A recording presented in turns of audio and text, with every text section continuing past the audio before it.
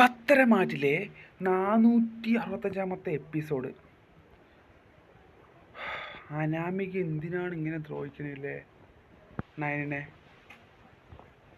നയനെയും നവീനെയൊക്കെ എന്തിനാണ് ഇങ്ങനെ ഭയങ്കര ക്രൂരമായി ദ്രോഹിക്കണം?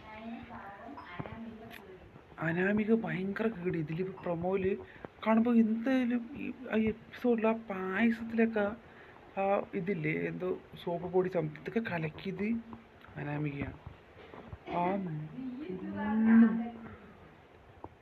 എന്താ പറയാ, നമുക്ക് കാണുന്നവർക്ക് തന്നെ ഒരുമാതിരി പാവമായിട്ട് തോന്നുന്നത്.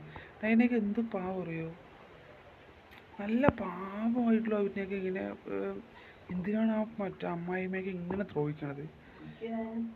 ഓ സഹിക്കാൻ പറ്റില്ല. നിങ്ങൾക്കൊക്കെ എങ്ങനെ സഹിക്കാൻ പറ്റുന്ന? ഞാൻ അത് കാണുമ്പോൾ എനിക്ക് സഹിക്കാനേ പറ്റില്ല.